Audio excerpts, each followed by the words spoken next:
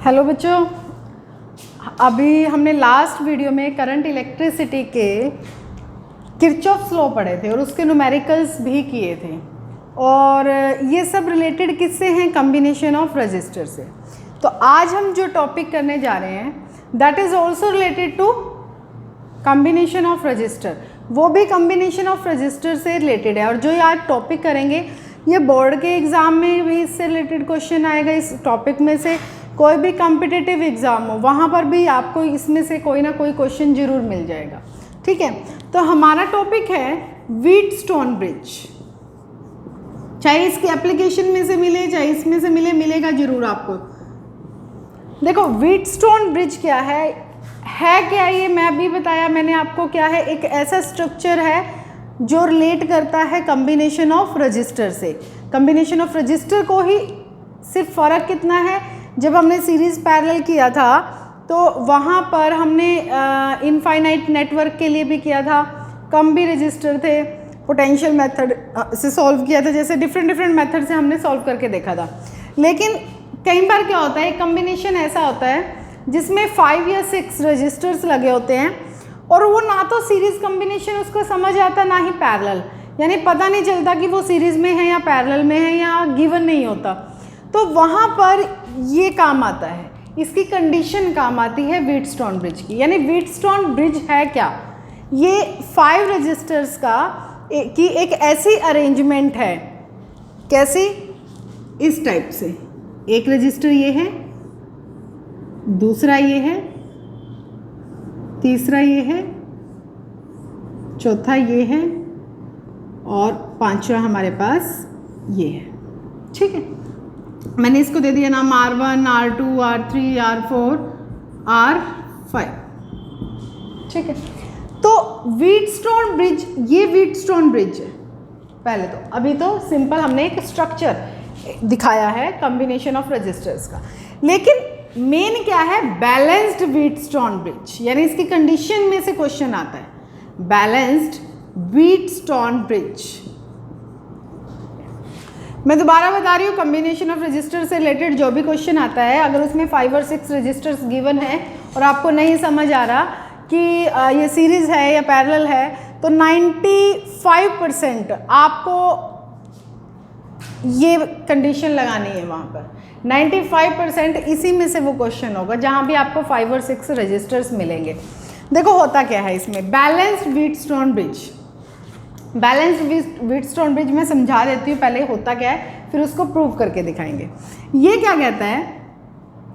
ये कहता है कि अगर, देखो दोनों चीज़ बताऊंगी वाइस वर्सा में, अगर इन रजिस्टर्स का रेशो इक्वल है तो जो मिडल आर्म है या मिडल रजिस्टर है उसके अक्रॉस करंट कितना होगा? 0। या फिर आप कह सकते हो if there is no current across the middle register, middle कौन सा है? R5। ठीक है, तो R5 लिखा हुआ है middle resistor, then in case of Wheatstone bridge then R1 by R2 is always equal to R3 by R4। और या इसका उल्टा, अगर ये रेशो इक्वल है तो हम कहेंगे इसके अक्रॉस कोई करंट फ्लो नहीं कर रहा। ठीक है, यानी व्हीटस्टोन ब्रिज क्या कहता है? It is the arrangement of 4 और 5 resistors in which there is no current in the middle arm. Middle arm के भी अक्रॉस कोई करंट नहीं है, and the ratio of resistors is always equal. कौन सा? R1 by R2 is equal to, ऐसे भी हो सकता है R1 by R3 is equal to R2 by R4। वो मैं बताऊंगी जब न्यूमेरिकल्स करेंगे तो क्या फ़र्क पड़ेगा। ठीक है, देखो अब मैंने कहा जब इसके अक्रॉस, एक पॉइंट और, इसके अक्रॉस जब करंट 0 है तो इसका मतलब क्या हुआ? देखो करंट कब फ्लो करता है? जब वहाँ पर कुछ ना कुछ पोटेंशियल डिफरेंस हो। अगर कहीं पे करंट 0 होता है इसका मतलब वहाँ पे पोटेंशियल डिफरेंस कितना है? 0 है। इसका मतलब इस पॉइंट पे और इस पॉइंट पे पोटेंशियल क्या है? सेम है। यानी इस पॉइंट पे भी पोटेंशियल वही है, सपोज करो V है, तो इस पे भी कितना है? V है। यही रीज़न है कि यहाँ पर क्या है, करंट ज़ीरो है। तो ये जो हम व्हीटस्टोन ब्रिज कर रहे हैं, बैलेंस्ड व्हीटस्टोन ब्रिज, इसको प्रूव करने के दो मेथड हैं। या तो आप किरचॉफ्स लॉ से डायरेक्ट कर सकते हो, ठीक है, लूप मेथड लगाओ, सेकेंड लॉ, वहाँ से हम प्रूव कर सकते हैं। या फिर आपको याद हो कॉम्बिनेशन ऑफ रजिस्टर में मैंने फर्स्ट टाइप आपको कराई थी पोटेंशियल मेथड। हमने 2 पॉइंट कंसीडर करते थे जहाँ पर कुछ पोटेंशियल मान लेते हैं, पॉजिटिव और नेगेटिव, और अगर कोई अननोन पॉइंट आता है वहाँ पे एक्स और वाई मान के फिर हम एक कॉम्बिनेशन ऑफ रजिस्टर से एक स्ट्रक्चर बनाते हैं जिसको हम सॉल्व करते हैं। आप उस मेथड से भी इसको प्रूव कर सकते हो, ठीक है। तो पहले हम करेंगे किरचॉफ्स लॉ से, मैं प्रूव कराऊंगी, फिर पोटेंशियल मेथड से अगर लगा तो करा देंगे, उसके बाद इसके एग्जाम्पल्स करेंगे। लेकिन है क्या व्हीटस्टोन ब्रिज, दोबारा से बता रही हूँ, व्हीटस्टोन ब्रिज क्या है, it is the arrangement of 5 और 4 registers in such a way there is no current in the mid arm of this bridge and the ratio of 4 arms, 4 resistors is always equal। In 4 resistors के ratio क्या होगा, equal होगा, ठीक है, clear है। I think ये समझ आ गया होगा, क्योंकि अगर ये समझ आएगा तभी आपको क्लियर होगा। चलो अब मैं करती हूँ, इसको प्रूव कराते हैं, प्रूफ करते हैं इसका। R2, चलो जी, करंट फ्लो कराना है तो क्या लगाना पड़ेगा, बैटरी।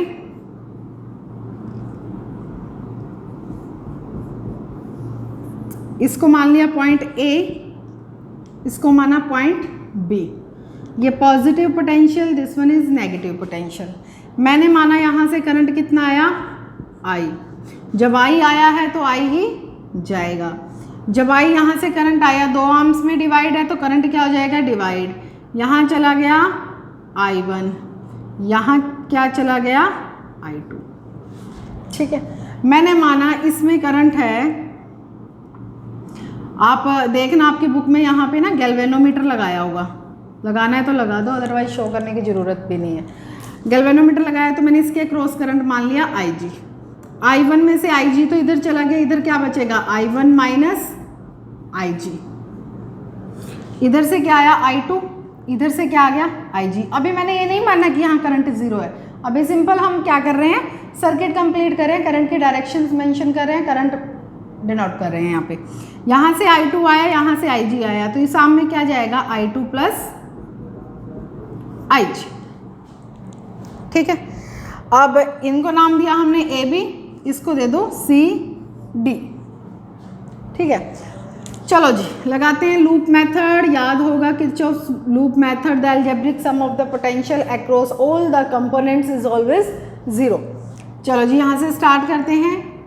हम कैसे चल रहे हैं, इस डायरेक्शन में चल रहे हैं, ये वाला लूप बनाया है, इधर से चले I1 R1 किसके लिए, in loop ACDA, in loop ACDA, यही बनेगा I1 R1, ठीक है। डायरेक्शन सेम है जिधर हम जा रहे हैं, R5 IG, अपोजिट डायरेक्शन है, minus I2 R2 is equal to 0, क्योंकि यहाँ पे कोई सेल तो लगा नहीं हुआ कि हमें EMF भी मेंशन करना पड़ेगा। This one is equation 1। अब इस लूप में आते हैं, सेकेंड में, इन लूप CBDB, राइट। चलो जी यहाँ से स्टार्ट करते हैं, I1 minus IG into R3, direction opposite, minus I2 plus IG R4, opposite direction, minus R5 IG is equal to 0, ठीक है। ये इक्वेशन नंबर क्या बन गई, 2। अब पहली कंडीशन क्या है व्हीटस्टोन ब्रिज की, हमने कहा if there is no current in the mid arm, यानी मिड आर्म में क्या होना चाहिए, करंट 0। तो IG कितना है, 0। IG को 0 पुट करेंगे तो क्या बनेगी इक्वेशन, चलो इसको नहीं देते इक्वेशन 1, इसको कहते हैं I1 R1 minus I2 R2 is equal to क्या बना है, 0, इक्वेशन नंबर 1। इधर IG 0 पुट करो, I1 R3 माइनस I2R4, ये 0 हो जाएगा, is equal to 0।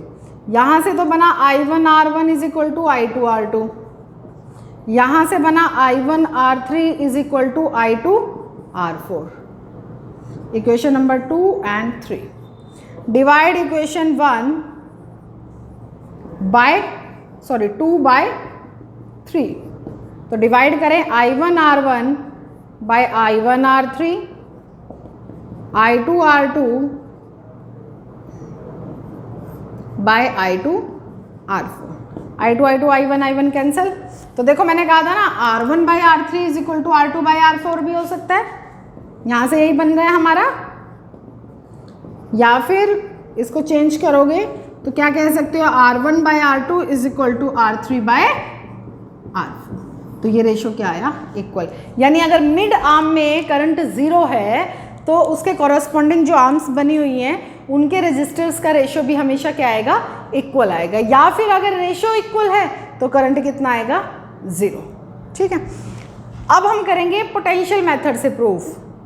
Potential method से, या फिर ऐसा करते हैं अभी पोटेंशियल मेथड से आप खुद ट्राई करना, अगर नहीं होता है फिर मुझे बताना। अभी क्योंकि एग्जाम में आपको ये प्रूव करके दिखाना है। सिर्फ पोटेंशियल मेथड में इसलिए करवा रही थी कि आपको थोड़ा रिवाइज हो जाए, न्यूमेरिकल्स में यूज़ होता है। तो आपको अगर एग्जाम में, बोर्ड एग्जाम में आ जाता है ये क्वेश्चन प्रूव करना, तो आपको इसी मेथड से ये क्वेश्चन प्रूव करना है। ठीक है, अब हम करेंगे इससे रिलेटेड न्यूमेरिकल्स। पहले ये लिख लो।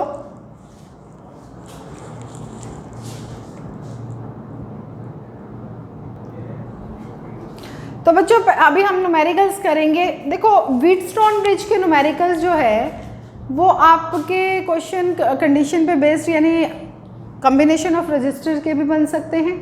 ठीक है, कई बार इसमें करंट मेंशन भी किया होगा, करंट मेंशन नहीं भी किया होगा।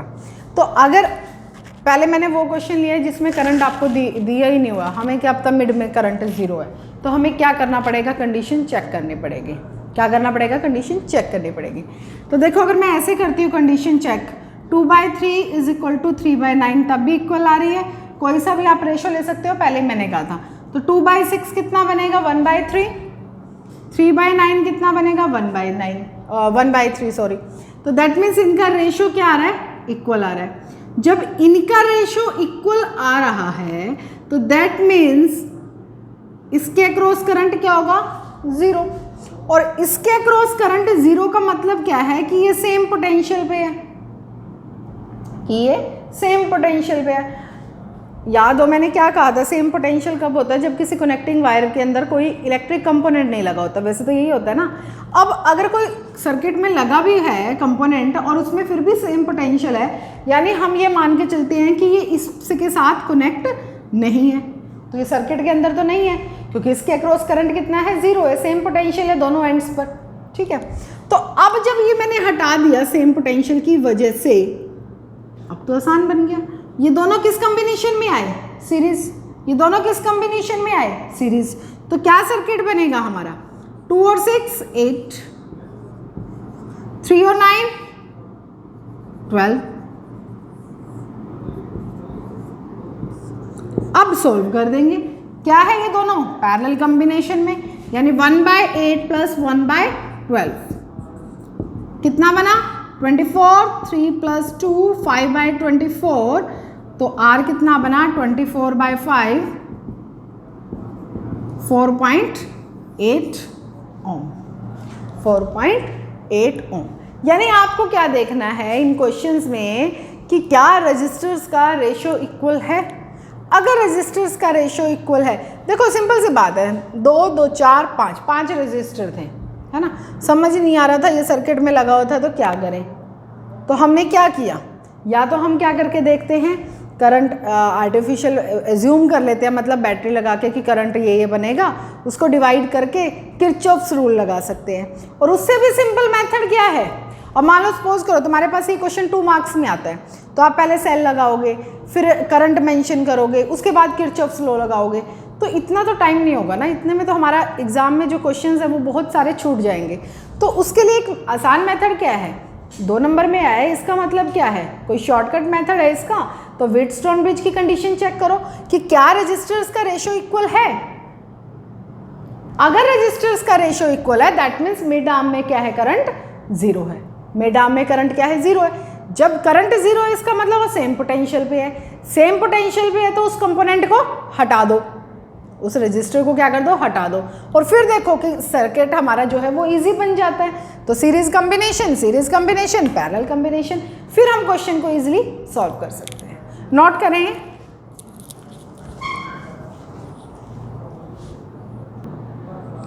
देखो अब सपोज करो आपके पास ये क्वेश्चन आता है, ये सर्किट दिया हुआ है, आपको कहते हैं कि find the equivalent resistance between A and B. 1 2 3 4 5 6 resistors given है। मैंने कहा था 5 और 6 अगर दिया हो तो आपको व्हीटस्टोन ब्रिज की कंडीशन लगानी है ना, लेकिन इसमें कैसे लगाएं, हमें पता ही नहीं चल रहा मिड में कौन सा है, कौन सा रेशियो। देखें सारे ही आर हैं, आर को आर से डिवाइड करोगे तो रेशियो तो इक्वल ही आएगा हर बार, कोई सा भी उठा लो, मिड कौन सी है कैसे पता चलेगा। तो यहाँ पे अब हम करते हैं पोटेंशियल मेथड यूज़। कौन सा, पोटेंशियल मेथड। मैंने मान लिया ये है V पोटेंशियल पे, पॉजिटिव पोटेंशियल, ये है 0 पे, ठीक है। जब ये है V पे, यहाँ पे कोई कंपोनेंट नहीं है V पे, यहाँ पे कोई कंपोनेंट नहीं है V पे, ये 0 पे है, कोई कंपोनेंट नहीं, कोई कंपोनेंट नहीं है, कोई नहीं है, ठीक है। इसमें है ना, R है, तो इस पे तो हमें नहीं पता क्या होगा, इसमें भी R है, हमें नहीं पता क्या होगा, इसमें भी R है, हमें नहीं पता क्या होगा, ठीक है। तो मैंने इसको मान लिया, इस पर कितना है X और इस पे कितना है Y। जब इस पे X है तो इस पे भी कितना होगा X। 2 अननोन पॉइंट है हमारे पास, उन 2 अननोन पॉइंट पे मैंने 2 पोटेंशियल मान लिए X और Y, सिंपल। अब सर्किट ड्रॉ करके देखें, जैसे लास्ट वीडियो में किए थे क्वेश्चंस में, मैंने मान लिया ये V है, हमारे पास 4 पॉइंट बनते हैं V 0 X Y, यही बनते हैं V 0 X Y, ये मान लेते हैं, ठीक है। चलो सॉल्व करते हैं। V X कहाँ से स्टार्ट, यहाँ से, V और X के बीच में एक रेजिस्टर है,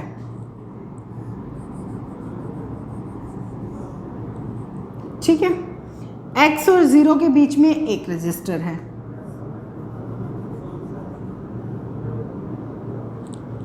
X और Y के बीच में एक रेजिस्टर है,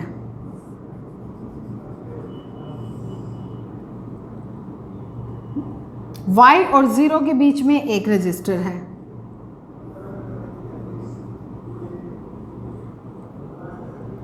V और Y के बीच में एक रेजिस्टर है,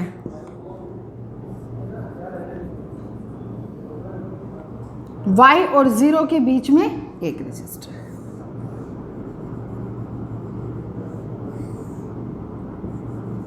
वैल्यू क्या है सबकी, अब हो जाएगा सर। ये तो बाहर है, इसको तो इस सर्किट से कोई मतलब नहीं है, ये तो बाहर है, छोड़ दो। अब इसमें देखो R by R, R by R, 1:1, मतलब इधर भी 1 आया उधर भी 1 आया, रेशो क्या है, इक्वल। इसका मतलब इसके अक्रॉस क्या है, करंट 0, मतलब सेम पोटेंशियल पे, मतलब हटा दो इसको, हटा दिया। ये क्या बन गया, सीरीज, ये क्या बन गया, series. R plus R series में 2R, R plus R series में 2R, नीचे क्या रह गया, R।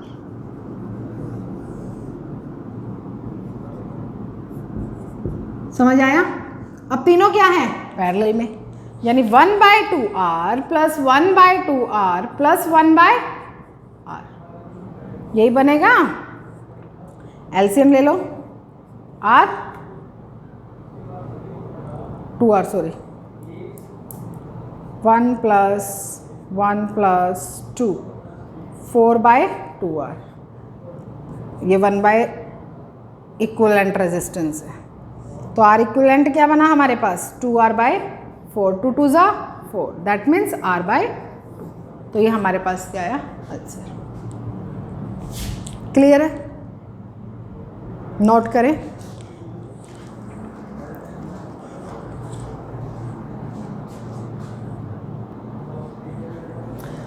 अब ये क्वेश्चन देखो, ये कंपटीशन में भी आया हुआ है, आईआईटी के क्वेश्चन में आया हुआ है ये आईआईटी में।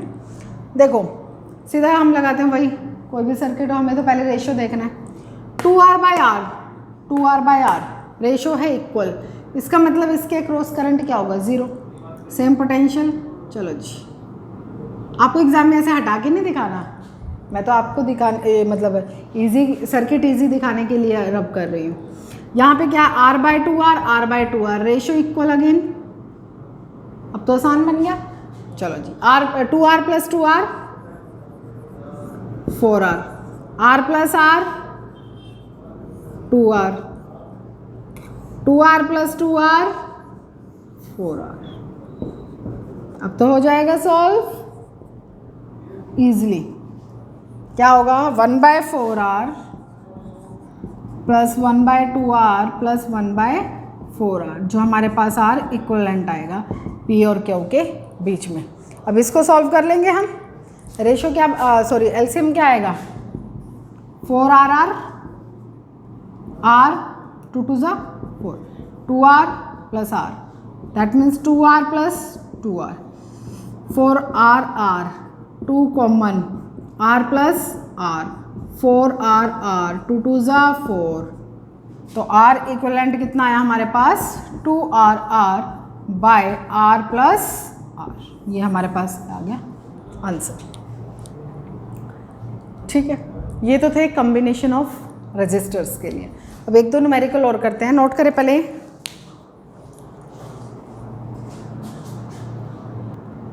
देखो बच्चों, इस टाइप से भी क्वेश्चन आ सकते हैं। In a Wheatstone bridge arrangement the ratio arms P and Q are nearly equal, the bridge is balanced when R is equal to 500 ohm. On interchanging P and Q, the value of R for balancing becomes 505 ohm. Find the value of X and ratio P/Q. ठीक है, तो देखो condition क्या बनेगी balanced Wheatstone bridge की, P/Q is equal to R/X। जब R है हमारे पास 500 ओम, तो हमारे पास बनेगा P/Q is equal to 500/X, first equation.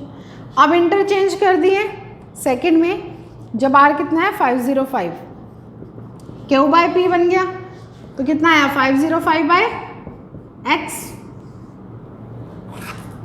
दोनों को मल्टीप्लाई कर दो, P/Q multiply Q/P, 500/X 505/X, Q cancel P cancel, X² इधर आ गया, इसको मल्टीप्लाई करेंगे ये बनेगा, हाँ X क्या बनेगा, स्क्वायर रूट ऑफ 100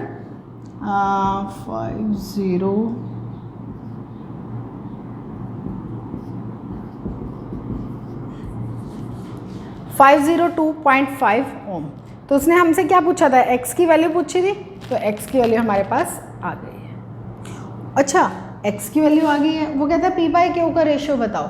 P/Q तो हमें पता नहीं, लेकिन हमें पता है P/Q किसके इक्वल होता है, R/X, और R कितना है 500, तो X कितना आएगा 505.5, तो P/Q क्या बन जाएगा उसका रेशियो। ठीक है, या फिर इसके साथ लोगे, इसमें कोई वो तो इंटरचेंजिंग के बाद है, तो आप फर्स्ट केस में ही लगाओगे, तो P/Q क्या बन जाएगा, उसको डिवाइड करोगे, वो रेशियो आपके पास क्या आ जाएगा, आंसर आ जाएगा। क्लियर है, तो इस टाइप से भी क्वेश्चन आपसे वो पूछ सकते हैं। या फिर ऐसा हो कोई आपको सर्किट दे दिया है, ब्रिज बनाकर दे दिया गया है, और ये कहा है कि मिड आर्म में करंट 0 है और एक अननोन रजिस्टर रखा गया है, तो आप अननोन रजिस्टर को कैलकुलेट करने के लिए भी ये कंडीशन लगा सकते हैं, क्योंकि हमें पता है P/Q इज इक्वल टू क्या होता है R/X, जैसे X अभी किया है, लेकिन उसमें क्या होगा, P भी गिवन है, Q भी गिवन है, R भी गिवन है। सपोज करो X कैलकुलेट करना है या R कैलकुलेट करना है, यानी 3 रजिस्टर्स की वैल्यू गिवन होगी, एक आपको कैलकुलेट करना होगा। ठीक है, तो इस टाइप से भी क्वेश्चंस बन सकते हैं इसके। मैं इसकी असाइनमेंट सेंड करूँगी, आप वो सॉल्व कर लेना। ठीक है, इसके बाद हम इसी के ऊपर बेस्ड एक एप्लीकेशन है मीटर ब्रिज, जो इसी प्रिंसिपल को फॉलो करते हुए एक इंस्ट्रूमेंट बनाया गया है, वो हम नेक्स्ट वीडियो में डिस्कस करेंगे। थैंक यू बेटा।